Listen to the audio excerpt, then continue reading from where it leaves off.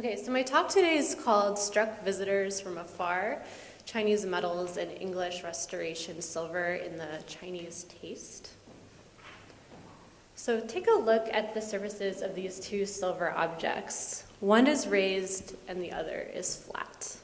Yet despite their many evident differences, scholars of English silver often discuss them together and periodize them as the Chinese taste, in vogue during the English Restoration period from 1680 and lasting until 1720. So in this talk, I'm going to pull them apart and discuss them separately. Then I will put them back together again and examine their entanglements. I'm most interested in the question of locating the Chinese models for these two types of silver surface decorations. This will further allow us to think about cross-cultural dimensions of material exchange in the early modern period, as well as the global history of ornament. So typically the Chinese taste is understood in the history of English Restoration silver as a type of chinoiserie, an idealized vision of the Chinese empire created by Europe entirely for its own purposes. Hugh Honor, in this important early book from 1961, had this to say about late 17th century chinoiserie in English silver. Some of the earliest indications of the Restoration taste for chinoiserie are to be found in the decoration of silver. The choice of this medium is in itself curious and calls for comment. Chinoiserie Japan, that is lacquer, pottery and textiles produced in the first half of the century were all inspired by, if not directly imitative of, objects of similar materials imported from the Orient. But so far as is known, no silver or gold, apart from filigree, was brought to Europe from the East at this period. The notion of applying Eastern-style decorations to silver tankards and bowls was therefore as novel as it was strange. So my talk today rather unfortunately debunks the alluring novelty and strangeness of these English designs and identifying their Chinese metalwork sources and their imaginative reworkings, in some cases, by English goldsmiths. Thus, I argue that the earliest glimmers of English chinoiserie, identified here helpfully by Honor, were driven by creative engagements between metalsmiths through objects across a great deal of space. This research is just one component of my dissertation project, which, as Catherine mentioned, is titled Ching Silver, Rematerializing a Global Medium. It is a global art history of the precious metal that shaped encounters between China and its maritime trade and diplomatic partners from the early modern period to the 19th century. It uses silver as a lens to study regional and global connections between silversmiths in southern China with agents and consumers in Thailand, Europe, and the United States. It accounts for silver as both a historical medium of aesthetic, functional, and economic value, as well as a subject of knowledge. So while my project focuses on Chinese objects generally, I became interested in late 17th century English silver because they provide clues to the presence and forms of imported Chinese metalwork. So let's look a bit closer at these two types of decoration. Honor wrote of the type of ornament on the left that it was, quote, apparently an imitation of carved lacquer, end quote. By comparison, the majority of the 1680s Chinese decoration was very flat. Pictorial instead of textural, seemingly, it instead emphasized the lustrousness of the polished surface of the objects. So the first type is called flat chasing by silver scholars, and the second type is a type of surface applique. We also see it here on this object on the left, a 17th century Chinese silver ewer in the collection of the Peabody Essex Museum. So I will begin by talking about flat chasing. Scholars have recently determined it was actually called Japan work in goldsmiths' records. It was in fashion for only about 15 years, from 1675 to 1690. It covered silverware services with fantasies of distant, exotic, and ancient lands through a perplexing melange of references to China, Turkey, India, and Europe. And here is the tankard the motif we've seen several times. So this notched bowl on the right, and then a tankard with additional designs on the left. Some of these escapist fantasies also engaged current events. So as Tessa Murdoch has written, an inscription on this covered cup notes that it was made in the context of the coronation of James II in 1685. And it was actually made out of the melted ends of a coronation canopy, actually, as you see here, and then reformed to this cup, which was then gilded. And so we have here Chinese figures in Japan work holding a canopy in simulation of the event. Japan work was just one European attempt at reproducing and reinterpreting images and text, images encountered on imported Asian objects and textiles. So here we have a tapestry made in late 17th century England in what was called the Indian manner. And of course, there was also Japanning.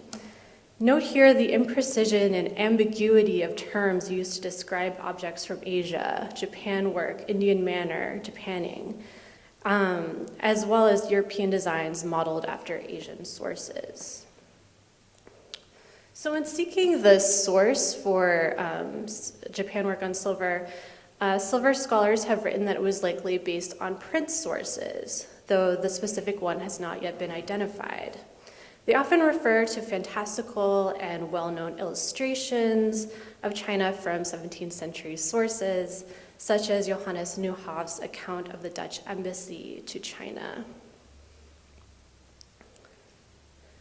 Or they gesture toward the designs and other imported Asian objects, such as porcelain and textiles.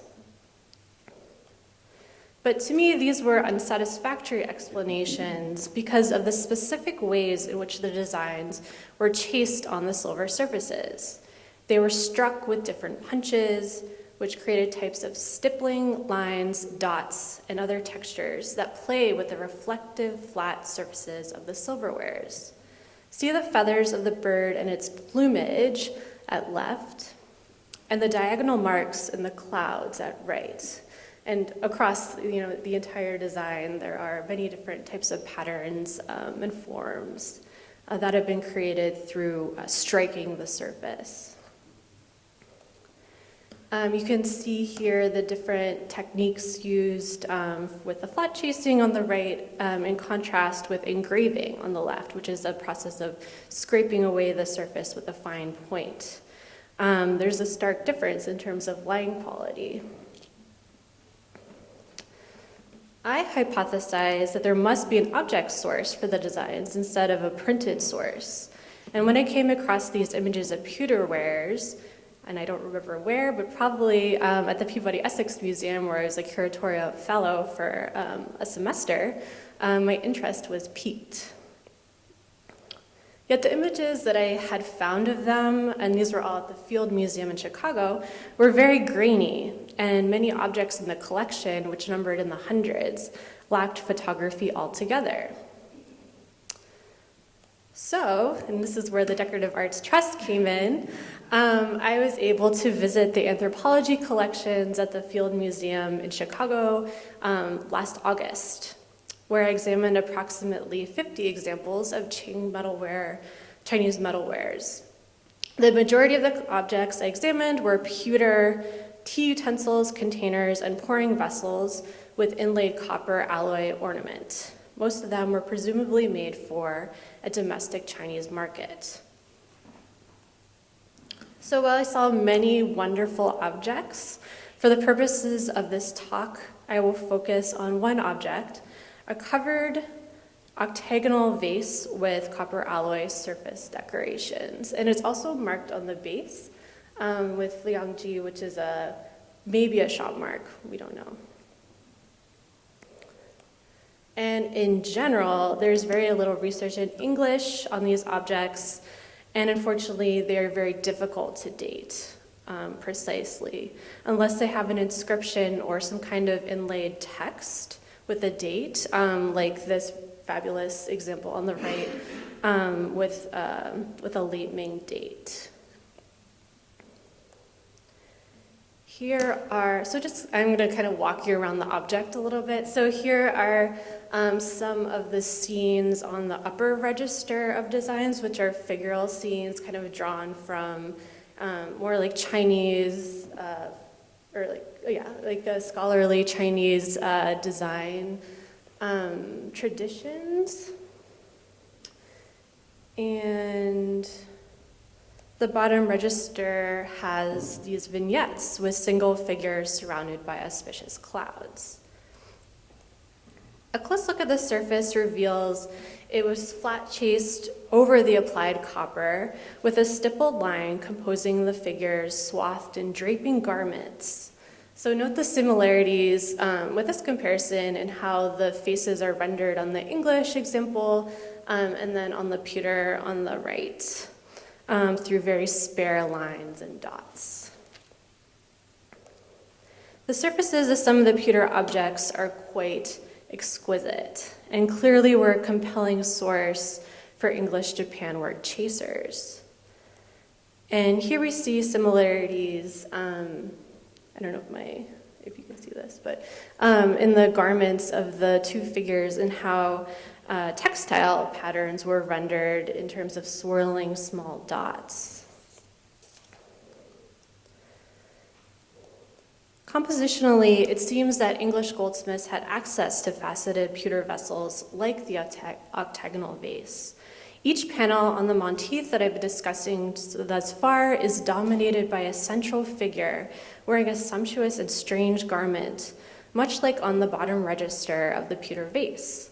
Many of the figures also straddle a deep rocky rift in the ground instead of the foliated border of the Chinese pewter.